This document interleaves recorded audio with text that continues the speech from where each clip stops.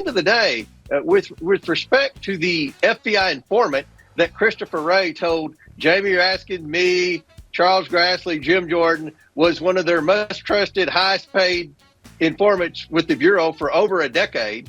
You know, at the end of the day, he wasn't an important part of this investigation because I didn't even know who he was.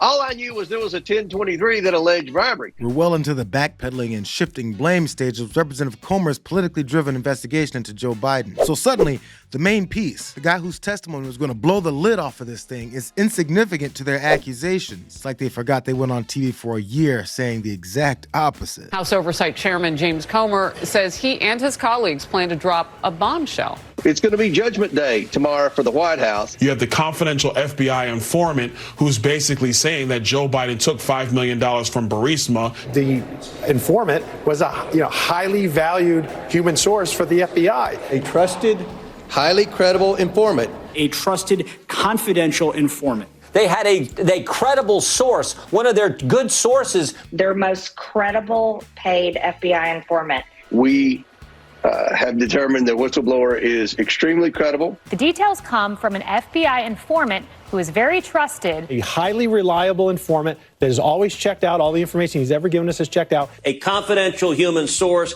that had been reliable previously to the FBI. A confidential human source gave credible information. This FD 1023 is damning. I do a podcast 3 days a week, Verdict with Ted Cruz. The podcast has gone into the details. This is a very crucial piece of our investigation. They blame the FBI when they didn't do their own homework to determine if anything their star witness was saying was credible. There were several Republicans in the House and Senate that voiced their suspicions and outright disbelief in the accusations coming out of the investigation. So why were they able to see through it and the lead investigators weren't? It must all be another layer to the diabolical, multifaceted, dark Brandon plan. Can you give an update on that, where Republicans stand? Does that debunk the whole impeachment inquiry in your mind? No, it does not. And where we stand right now is we're going to continue our investigation.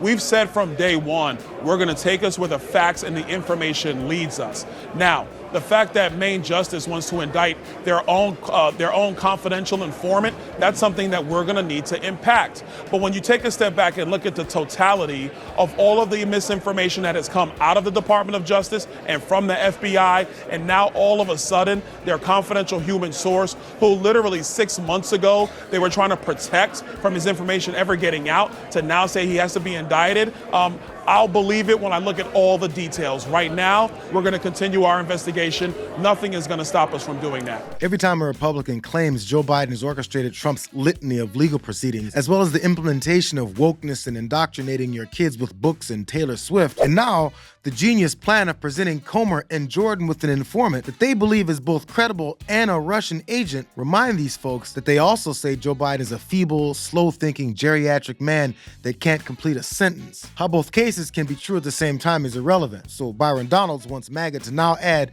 that Smirnoff is credible and is being arrested by Biden because he exposed him. It can't all be true at the same time. Who sends out these senseless talking points for GOP representatives to parrot? Donald Trump, you can see what he does. No one's complaining about this. Biden's are ripping people off, and then they're getting away with it. Could we talk about the FBI informant? That was a total con? Yeah, no, it's not a con. He's arresting the guy that blew the whistle. The special counsel just came out with it. He's arresting the guy that blew the whistle on him, Jessica. Oh, okay. All right, just like they did with the Israeli.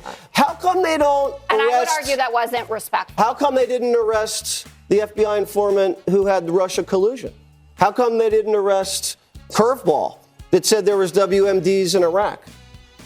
We're just going to arrest FBI informants? That's how little these Republicans think of their supporters' ability or desire to analyze and comprehend what they've spoon-fed them on a daily basis. All of this is to avoid having to say, my bad, maybe we should start legislating or something. So one last thing about Comer, Jordan, and Donald's attempts to shift the blame for their embarrassment to Democrats or the FBI. Fellow Republican Congressman Ken Buck blasted another huge hole in their claims when he pointed this out. Obviously, this witness, and we were warned at the time that we received the document outlining this witness's testimony. We were warned that the credibility of this statement was not known. And yet people, my colleagues, went out and talked to the public about how this was credible and how it was damning and how it proved President Biden's at the time, Vice President Biden's complicity in receiving bribes. It appears to absolutely be false and to really undercut the nature of the charges.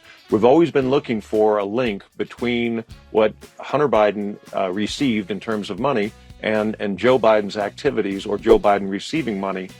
This clearly is not a credible link at this point.